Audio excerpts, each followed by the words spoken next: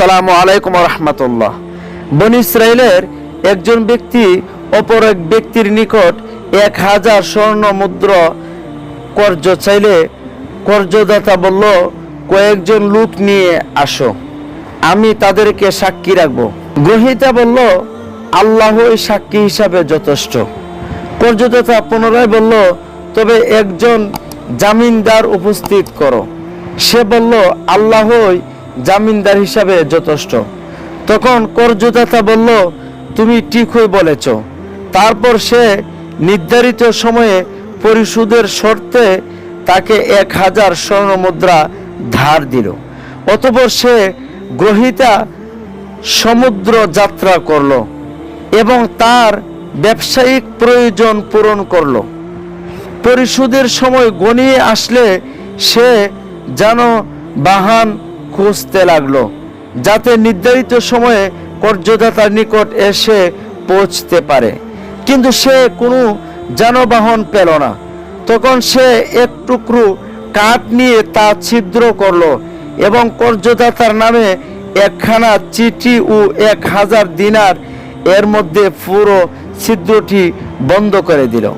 তারপর ওই কাষ্ঠখণ্ডটা সমুদ্রের তীরে নিয়ে গিয়ে বলল, হে আল্লাহ, তুমি তো জানো আমি অমুকের নিকট 1000 স্বর্ণ মুদ্রা কর্জ চাইলে সে আমার কাছ থেকে জামিনদার চেয়েছিল।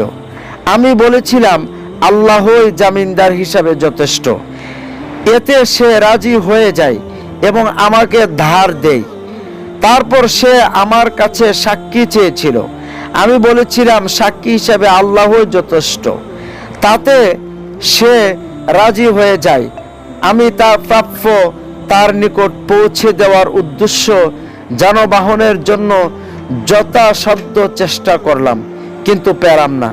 আমি ওই 1000 স্বর্ণ মুদ্রা তোমার নিকট আমানত রাখছি। এই বলে সে কাষ্ঠখণ্ডটা সমুদ্রের বক্ষে নিক্ষেপ করলো।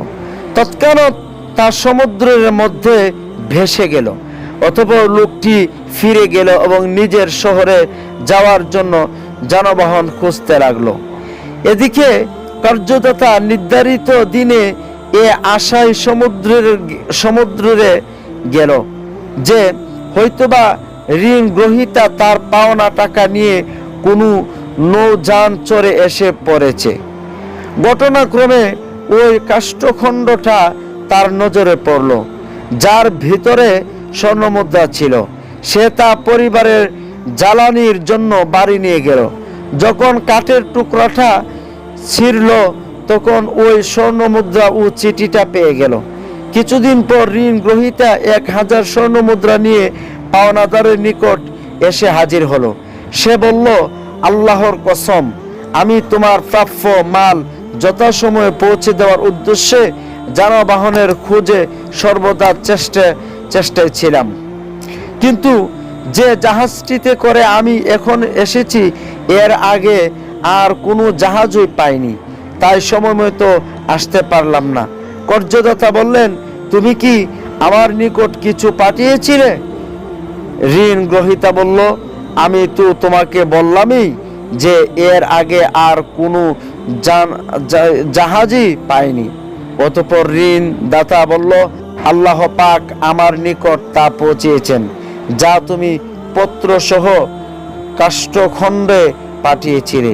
কাজী 1000 স্বর্ণ মুদ্রা নিয়ে আনন্দ চিত্রে ফিরে যাও। আবু হুরায়রা রাদিয়াল্লাহু তাআলা আনহু থেকে এই হাদিসটি বুখারীতে বর্ণিত হয়েছে। আমরা এ থেকে প্রিয় দর্শক কি শিখলাম?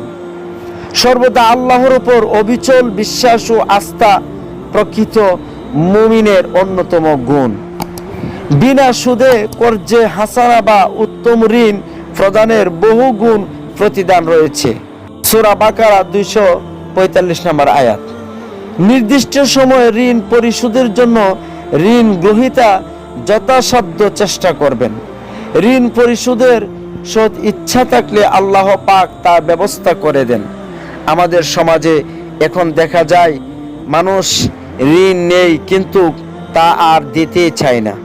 আল্লাহ রাব্বুল আলামিন আমাদেরকে কর্জে হাসানা ঋণ গ্রহণ করে সঠিকভাবে আবার পাওনাদারদেরকে দেওয়ার তৌফিক দান করুন। আল্লাহুম্মা আমিন।